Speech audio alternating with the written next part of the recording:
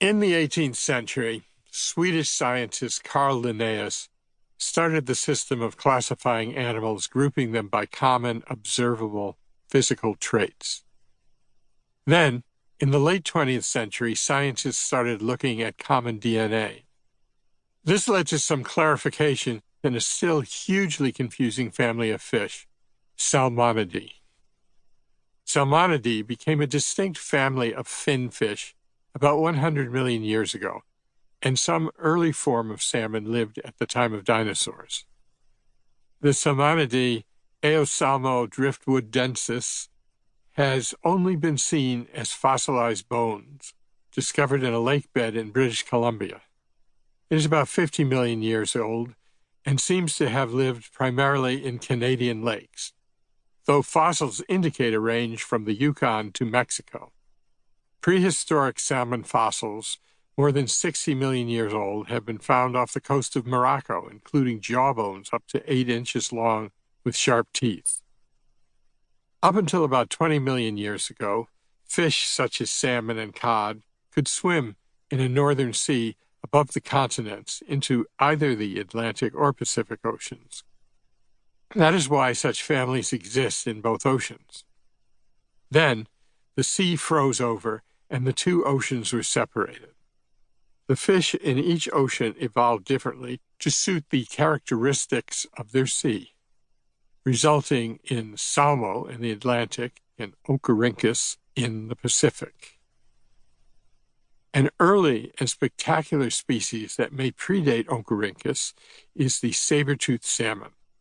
Large and ferocious, over 6 feet long, with 2 large curved teeth, this carnivorous-looking giant ate only plankton, much like the modern sockeye, which also develops large teeth when spawning.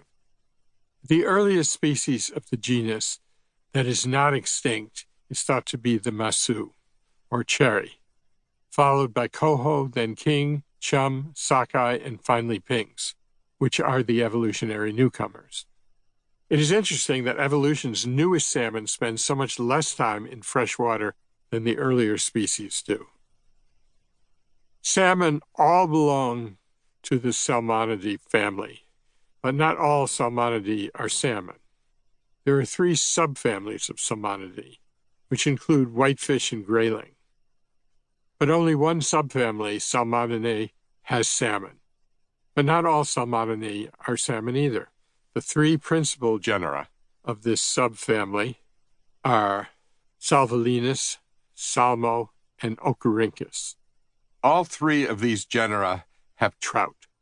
Trout does not have a single genus. Trout is more folkloric than a biological term.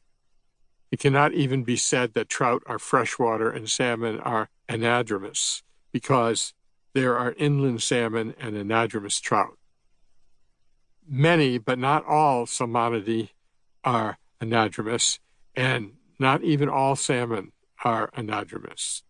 So, anadromy is not a defining trait of salmon.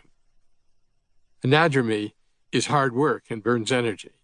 It takes considerable effort for a fish to change its skin color, to switch from river to ocean camouflage, and adjust its biochemical makeup to become a saltwater dweller.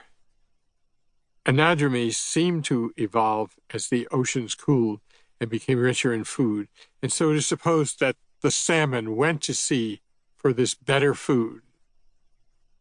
Salvelinus are commonly called char, though a few, such as Dolly Varden, brook, and lake, are commonly called trout. The genus Salmo includes about 47 species. Some biologists add a few more, and some say there are a few less. All but one of these species are considered to be trout. Brown trout are a species of Salmo, originally found only in northern Europe. But the British, having a great fondness for catching them on a fly as well as eating them, planted them in much of the world. Some brown trout spend their lives in rivers, but others, those that go to sea, greatly increase in size and return to rivers, are known as sea trout. But this does not make them a salmon.